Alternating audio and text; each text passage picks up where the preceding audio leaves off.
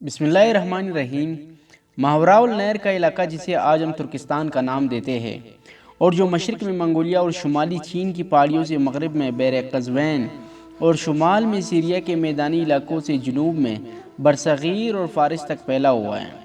غز خاندانوں کا وطن ہے۔ اس علاقے میں اس خاندان کے بڑے بڑے قبائل رہائش پذیر تھے اور ترک یا اتراک کے نام سے پہچانے جاتے تھے۔ 6 صدی عیسوی کے نسب ثانی میں ان قبیلوں نے اپنے وطن اصلی کو خیرباد کہہ کر گروہ در گروہ ایشیا کو چکی راہ لی۔ مورخین اس کی نقل مکانی کی کئی توجیحات کرتے ہیں۔ بعض کا خیال ہے کہ اس کی وجہ اقتصادی بدحالی تھی۔ شدید قحط اور بڑھتی ہوئی آبادی نے انہیں ترک وطن پر مجبور کیا اور وہ ایسے علاقوں میں آ کر بسے جہاں وسیع چراگاہیں اور خوشحال زندگی کے اسباب وافر مقدار میں موجود تھے۔ بعض تاریخ نگاروں کا نقطہ نظریہ ہے کہ اس نقل مکانی کے پیچھے سیاسی عوامل کار فرما تھے۔ ترکوں کو بعض ایسے طاقتور قبائل کی دشمنی کا سامنا کرنا پڑا جن کی طاقت اور تعداد ان سے کئی زیادہ تھی۔ جیسے منگولیا، اس دشمنی سے بچنے کے لیے انہوں نے ترکستان کو چھوڑ کر ایک ایسے علاقے کی راہ لی جہاں وہ امن و آشتی کی زندگی بسر کر سکتے تھے۔ یہ رائے ڈاکٹر عبداللطیف عبداللہ بن دہش کی ہے۔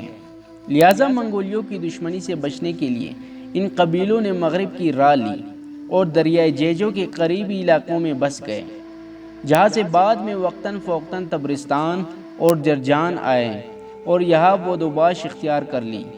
اس طرح ترک ان اسلامی علاقے سے قریب ہو گئے جن کو مسلمانوں نے 21 ہجری 641 میں معرکہ کے نہاوند اور فارس میں دولت سے ساسانیہ کے سقوط کے بعد فتح کیا تھا۔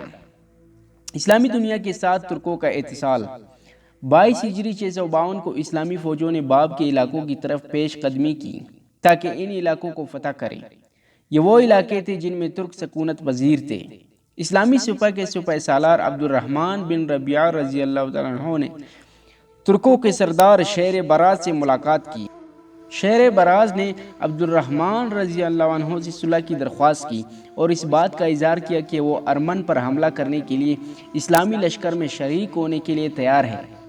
عبد الرحمن نے انہیں اپنے قائد سراقہ بن عمر رضی اللہ عنہ کے پاس بھیج دیا۔ شیر براز نے سراقہ سے ملاقات کی اور ان سے اپنی خدمات پیش کرنے کے سلسلے میں بات کی۔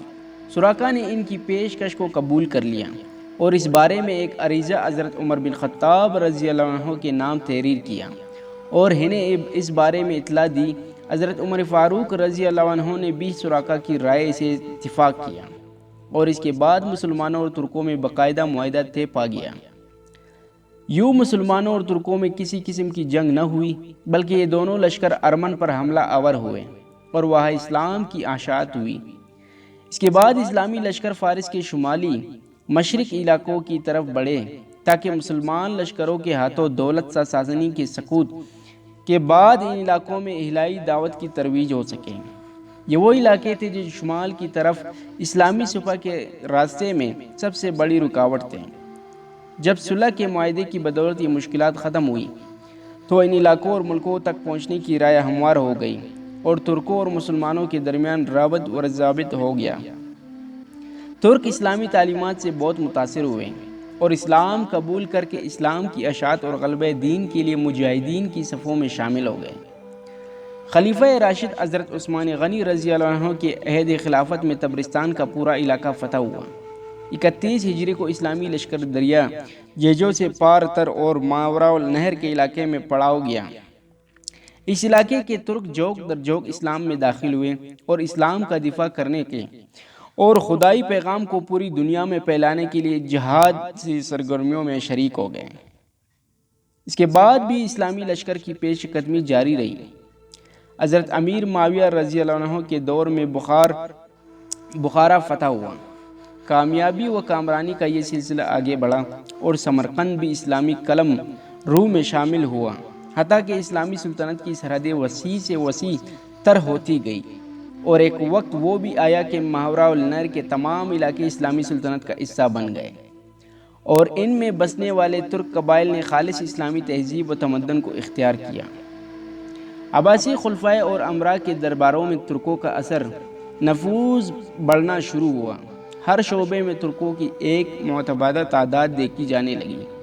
فوج، کاتب اور حکومت کے دوسرے اعلیٰ مناصب غیر ذکر کوئی ایسا شعبہ نہیں تھا جہاں ترک موجود نہ ہو۔ اپنی خوددار صلاحیتوں اور اخلاص کی بدولت انہیں بڑے بڑے مناصب پر فائز کیا گیا۔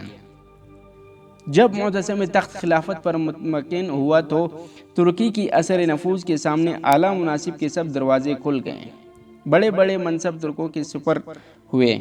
ترک اب سلطنت کے ہر شعبے میں کلیدی اسامیوں پر کام کرنے لگے۔ دراصل معتصم ایرانی اثر و نفوذ کی یککنی کرنا چاہتا تھا۔ ایرانی خلیفہ المامون کے دور سے ایک بہت بڑی طاقت کی حیثیت سے حکومتی عہدے پر فائز چلے آ رہے تھے اور ان میں کافی حد تک خود سری کے آثار نمایاں ہونے لگے تھے۔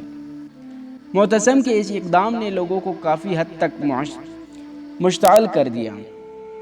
عوام اور سپاہ دونوں میں بے چینی پھیل گئی۔ یہی وجہ تھی کہ معتصم نے اپنے لیے ایک نئے شہر کی بنیاد رکھی جہاں اس کی ذاتی فوج اور عوام مددگار رہائش پذیر ہوئے۔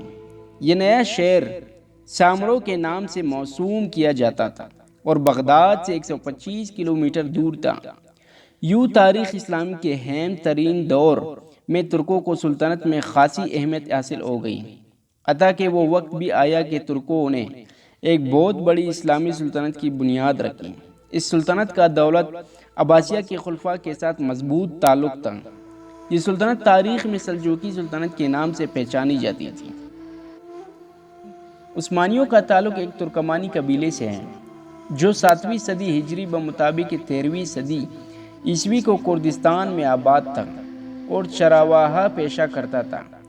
چنگیز خان کی قیادت میں جب منگولیوں نے عراق اور ایشیا کو چک کے مشرقی علاقوں پر حملے کیے تو عثمان کا دادا سلیمان اپنے قبیلے کے ساتھ ہجرت کر کے کردستان سے اناضول کے علاقوں میں آ بسا اور اخلاق کے شہر کو اپنا مستقیم بنایا۔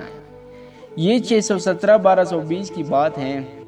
سلیمان 668 بمطابق 1230 کو فوت ہوا اور اپنے منجلے شاہزادے ارطغرل کو اپنا جانشین مقرر کیا۔ ارطغرل اناضول سے شمال مغرب کی طرف مسلسل بڑھتا رہا۔ اس کے ساتھ تقریباً 100 خاندان اور 400 سے زائد شہسوار تھے۔ عثمان کا والد ارطغرل جب اپنے قبیلے کو لے کر منگولیوں کے خطرے سے بچنے کے لیے بھاگا تو اس کی تعداد 400 خاندانوں سے زیادہ نہیں تھی۔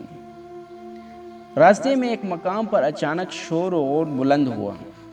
ارطغرل جب قریب پہنچا تو دیکھا کہ مسلمانوں اور نصرانیوں کے درمیان جنگ کا میدان گرم ہے اور بیزنطی عیسائی مسلمانوں کو پیچھے دھکیل رہے ہیں۔ ارطغرل کے پاس اس کے علاوہ اور کوئی چارہ کار نہیں تھا کہ وہ پوری شجاعت و بہادری کے ساتھ آگے بڑھے اور اپنے اہم مذہب و اہم عقیدے بھائیوں کو اس مشکل سے نکالے۔ ارطغرل نے اس زور سے حملہ کیا کہ نصرانیوں کے پاؤں کو اکڑ گئی اور اس کی پیش قدمی مسلم لشکر کی فتح کا سبب بن گئی۔